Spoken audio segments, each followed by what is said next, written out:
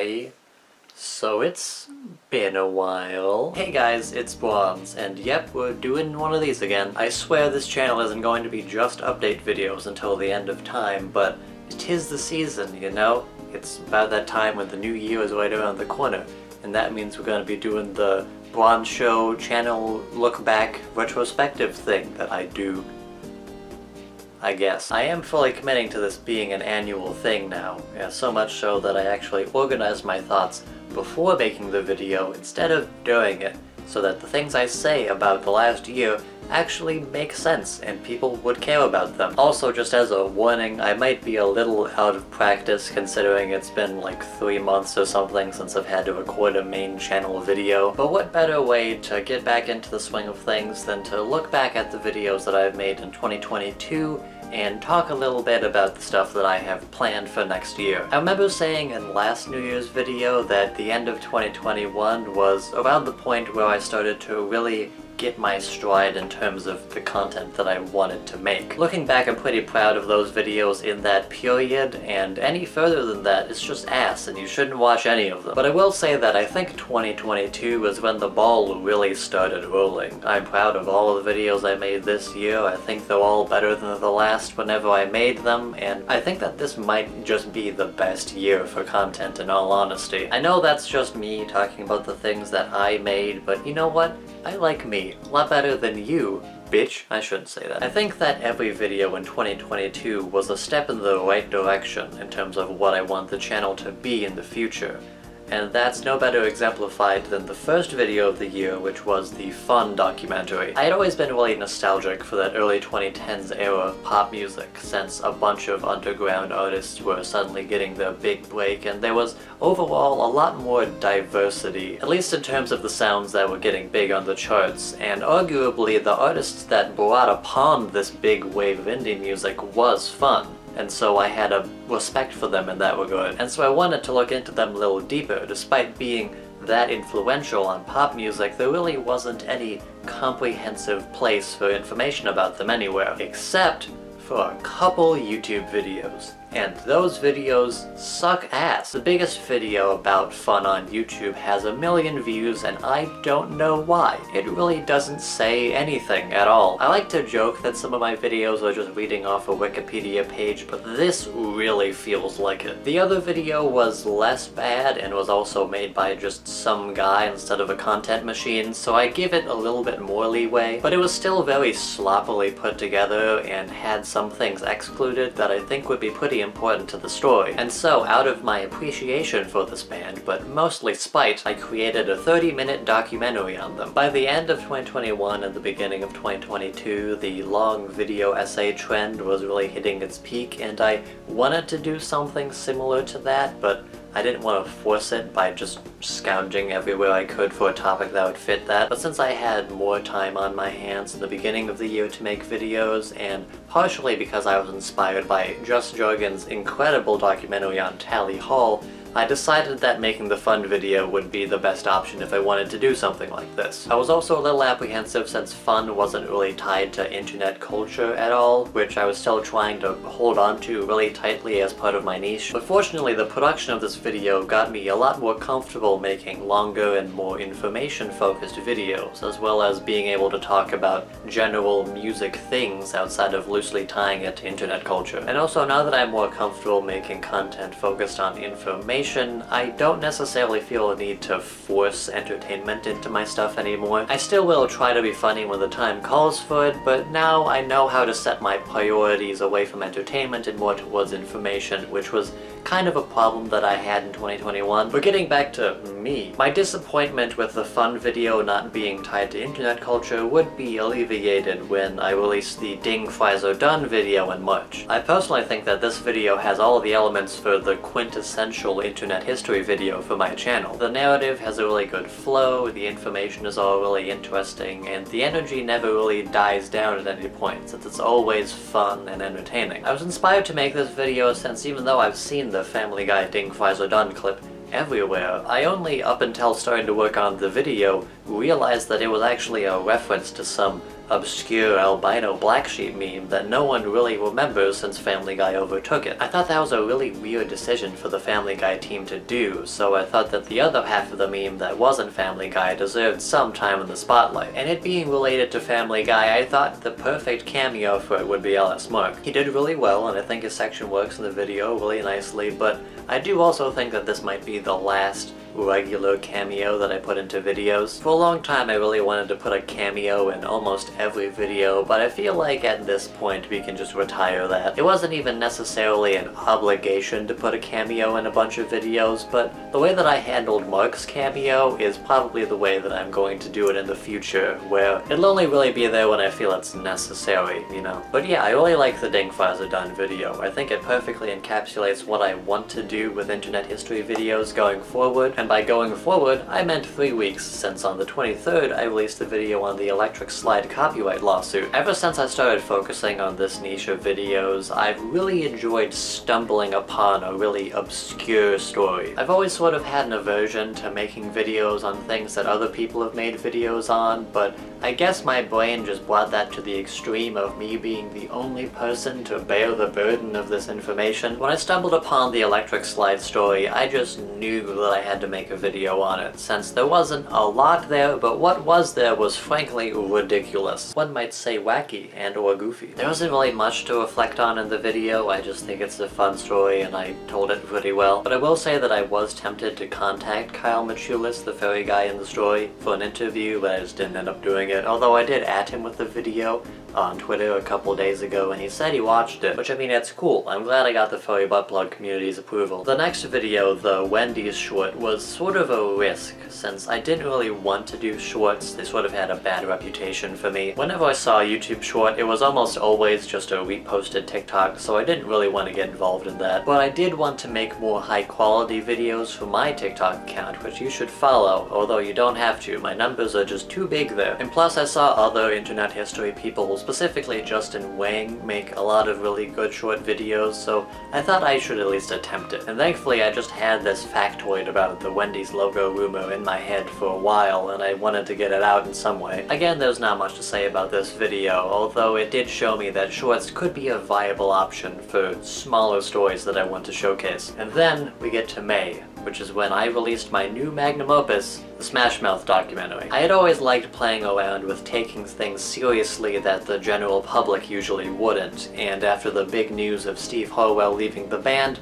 I thought his story was sympathetic enough to show in full in a documentary like this. I think what I really like about the Smash Mouth video is that compared to the Fun video, which is a lot more detail-based, this one just has a lot more events going on. I did mean for it to be a full, informative timeline of events like the Fun video, but I did also know that this one is going to be a lot more surface level, since there's not a lot of deeper details to Smash Mouth's discography or story, but there's also a lot going on. I was writing this video on and off for like 3 months. It essentially just engulfed my entire life. One thing I forgot to mention was that the Wendy's video was also partially made since I needed some filler in between this behemoth of a project. And I guess working on a video like this for so long has fried some part of my brain, since now I've begrudgingly become a Smash Mouth historian and apologist. Now's the part of the video where I just show you all of the Smash Mouth shit I've bought. This right here is a sealed cassette of the Freedom of Speech single Big Black Boots, the band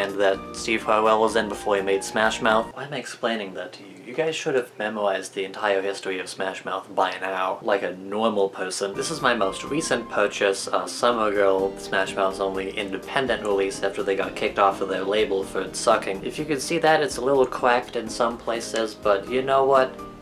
I'm just lucky I could find this at all. And over there we have a promotional poster for Astro Lounge. It was actually never purchasable at the time by the general public. It was just one of the posters they hung up to promote the album before it released. And then we have this shirt. I don't actually know what significance this one has, but my mom bought it for me, so I'll cherish it forever. She'll remember that one when I eventually go into rehab, and she'll realize that she's the one who facilitated my Smash Mouth addiction. So yeah, the Smash Mouth video is the best thing I'll ever do in my life. It's all all downhill from here. I do plan on eventually making more long-form videos whenever I get the time for it.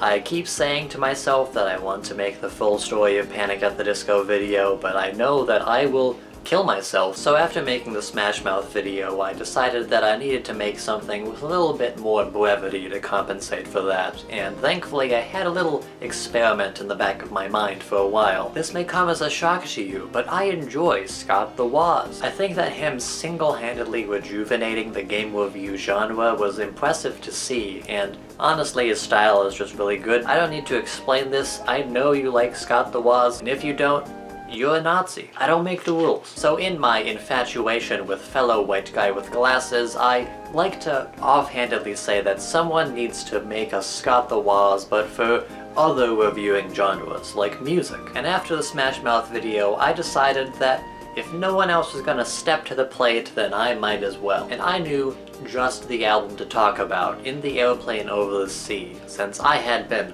actively avoiding listening to that album for the longest time. And from the little bits I had heard from it, I knew that it was an album that was, to put it lightly, a little easy to make fun of. So in June I released my review for In the Airplane Over the Sea. I thought of it as just like a one-off experiment and went back to writing scripts about like Nyan Cat or some shit. But due to that album's ravenous fan base, and also because I'm funny and sexy, the video just shot up in views immediately. I do suspect that most of that is just from the album's fan base, but success is success. So for those of you wondering, that video is no longer a one-off and a second music review is in production. And after that video, I started working on a larger project that for now shall be unnamed, and so I wanted to make a little bit of filler in between that, so I decided to make a video on a story about a weird album that I heard about. And I knew that it was going to be really easy to make a good, quick video out of that story.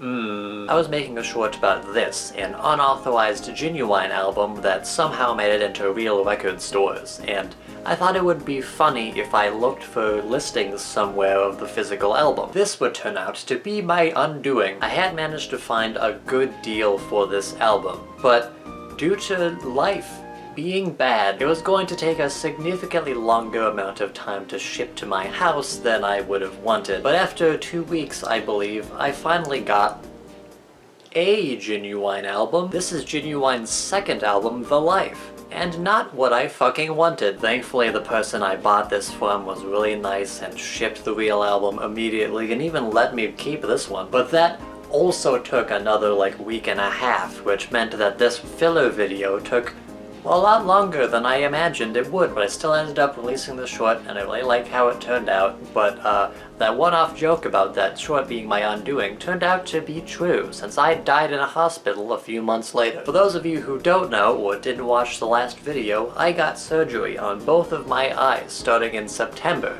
Haha, actually, my surgery started in August, but I only announced them to my YouTube channel in September, a little bit before my second surgery. I wouldn't expect myself to know that, though. I wasn't there. That's why my glasses are no longer funny and goofy, and now I look like a lesbian English teacher. I go into more detail in the actual update video for that, but even though this was a massive life event for me, I didn't really imagine it would change how I make content that much. Besides me being more comfortable day to day, and also me disappearing from YouTube for like 3 months, nothing has really changed in terms of the experience you're going to get watching the videos. Unless you're really weirded out about how small my eyes are now. Did you even notice it? If you didn't, you do now.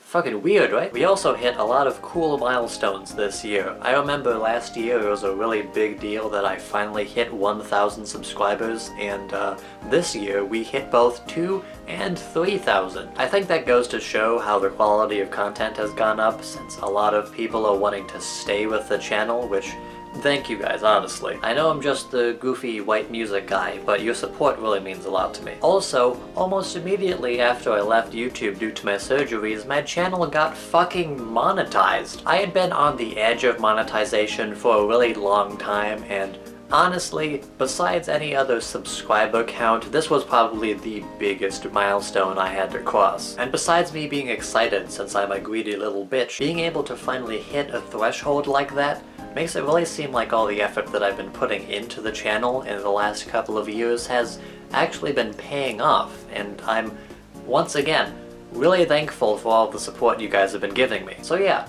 overall, 2022 was just really good. But that's enough of how cool I am now. Let's look at how much cooler I'll be in 2023. First off, I think I said in the last New Year's video that I wanted to stream more often, and then I streamed like 4 times this year. So next year I'm really gonna hunker down and try to prepare some stuff for really fun streams in the future. But I also want to keep what I do in those streams sort of in line with the stuff that I already make. I don't want to become a Fortnite streamer who makes internet history videos on the side, so a lot of the stuff that I'm going to talk about or play in streams are going to generally be more what you would get in videos, but just better suited for a live format. Second, and probably obviously, I got a lot of new videos in the works. In the last New Year's video, I was able to make a fun little foreshadowing pun about the fun video, but this time I don't think I can do that, but just expect a good video come January. It's a little different and a little less formal than what I usually do, but I'm sure you guys will like it. And third, and most importantly, this video was sponsored by Raid Shadow. But yeah, besides those things, not much is going to change. I'm just gonna keep on rolling,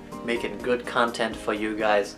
Hopefully get another big video out early in the year, although no promises on that. I've got a couple really long scripts in the back burner right now, and I just need to think about which one I actually want to talk about. I've been getting really deep into research on these topics recently, so whether it's an hour-long retrospective about some obscure band or a 15-minute video of the origin of a fart sound effect or something, rest assured that there's gonna be a lot of work put into all this, and I can't really think of anything else to say, so I guess that's all for this year's New Year's video.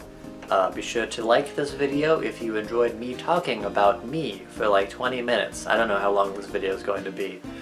Be sure to subscribe so you can see more of me. I know you love me, and I'll see you all, and me, in the next video.